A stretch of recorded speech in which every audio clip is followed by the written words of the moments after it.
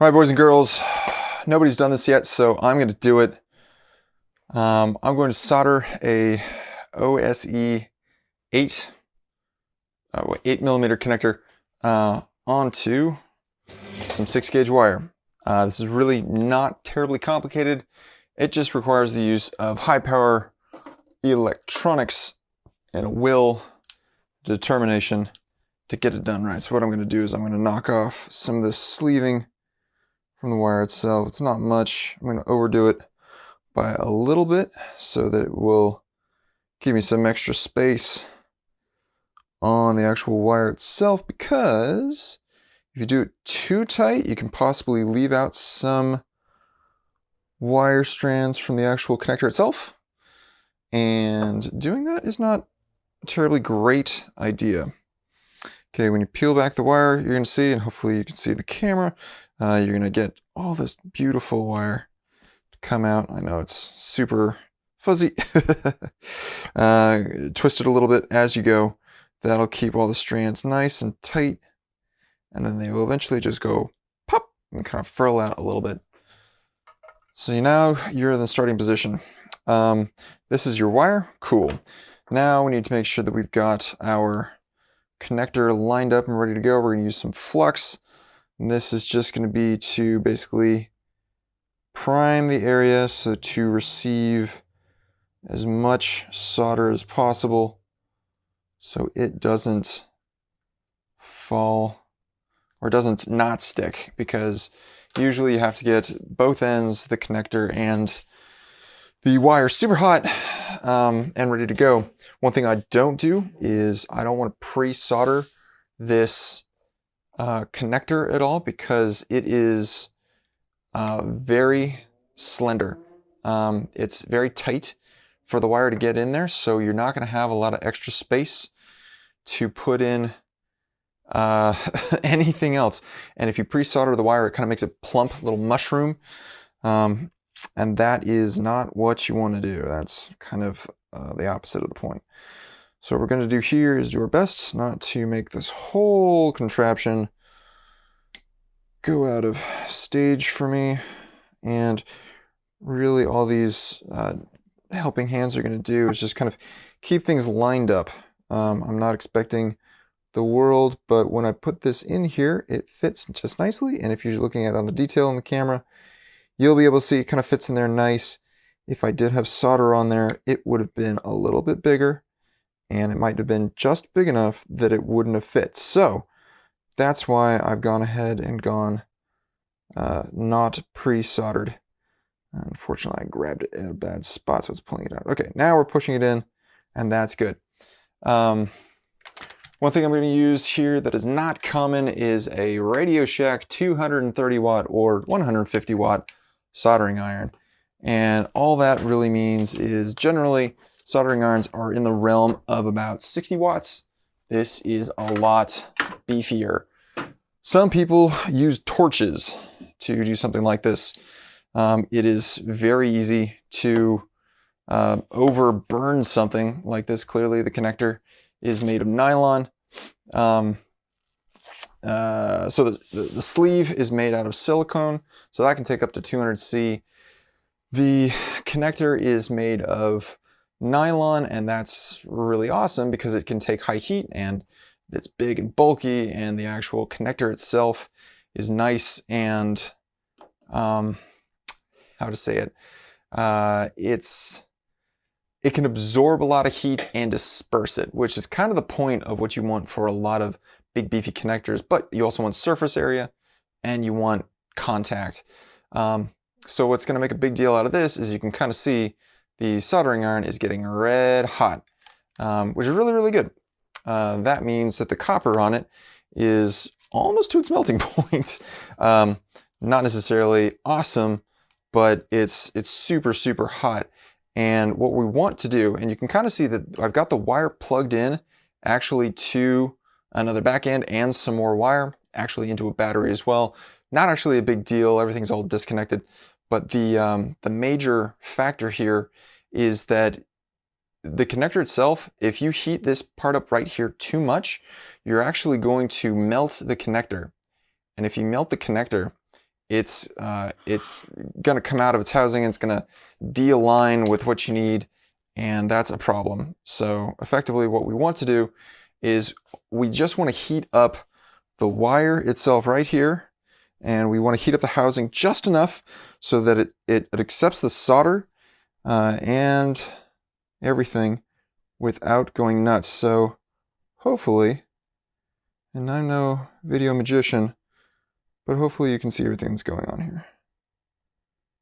So the heating element, pushing it down on the wire, it's melting into the wire itself very fast, but it's not melting it's not getting into the housing just yet. So what we want to do is pool up enough solder in here that it starts touching the actual housing of the connector, and it will start to pool. And the whole issue with this matter is I don't want to get anything too hot and have it all melt. I just want the solder to melt into the wire. Super tricky to do that, and the reason why we use such a high heat gun is so that we have the ability to melt the solder. Because if you take a little heat gun and do a similar thing, it'll actually wimp out. It will lose the heat that it's doing because it's actually dissipating heat so much into the copper that it can't keep up. It's literally struggling to keep up. Now I got a lot of solder on here. It's actually feeling a little difficult in the gun, and it's feeling like it's getting connected to the connector itself, which is good. Now what I'm doing is I'm trying to distribute it because the connector is getting lower. I imagine this is out of shot already. So I'm gonna take a moment, let that chill. Try and line up our shot one more time. See if we can get this in a spot where everybody can see, all the children can see what's going on in the classroom. Try and line that up one more time. Oh, you didn't fall out of shot too much. That's good. See if I press you down a little bit. That'll work. Nice and close. There we go. All right. So things are looking good. Things are looking pretty tight so far. I'm looking around the connector. I don't know if you can see this, but underneath there's actually a gap. There's good solder connection on top and probably into the back of the connector because that's where all the flux was. But the problem with that is that it's not fully seated in. It's maybe halfway there. So you actually have to heat it up enough so that the bottom gets hot and accepts the solder down at the bottom area. What I'm doing is I'm cleaning off the tip here, and then we'll eventually get it all in the way. Let it heat up for a second. All right, so now that we've got the top done, super important that, and you can kind of see it here, you don't want it to spill over the edge. There's a small little gap on the outside. It's maybe 1.5 millimeters wide. We have a connector, or we have a cover here that will keep everything from touching, kind of like heat shrink, except this is specifically matched for this unit. Now what I'm doing here is something called a reheat.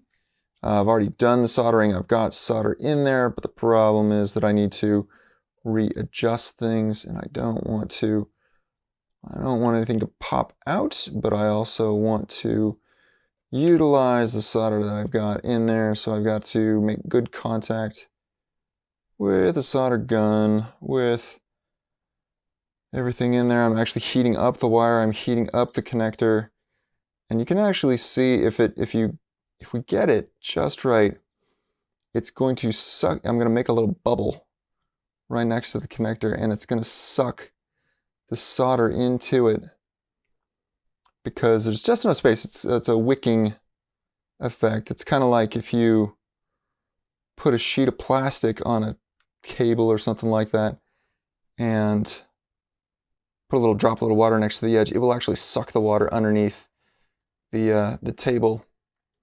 All right, so what I'm doing is I'm giving a little pressure, make it sit down in that connector a little bit. Now, one of the things you see coming up off the top is rosin. It is effectively the thing that makes solder flow around. It is the happy juice for all soldering things. I think we're good there. So it ensures that the solder itself can flow. Otherwise, you have to heat up the metals to really, really high temperatures, and that can be an absolute problem. But in this case, you can kind of see it here. Now you can see the wires themselves. They're coated in solder. There is no visible gap around at least the top of the wire. The space around the connector itself is clear. We haven't dropped any solder into anything outside of the housing, which is excellent. So that means that our connector is going to be good to go to push it in when we come to that point. And it also looks like nothing on the inside of the connector has melted, which extra bonus points. Okay, so we just soldered the negative side of the terminal, and now we're going to join everything up. I'm going to get everything kind of delatched or deharnessed from the battery connector here. Hopefully everything shows in the camera view. But you can kind of see that there is hopefully open solder there. And we've got this cover that's going to go over the top. Now, it is a little tricky to put together sometimes, and sometimes it requires a lot of force. And I don't know if you can kind of see that there, but there's a couple open holes at the top and on the bottom.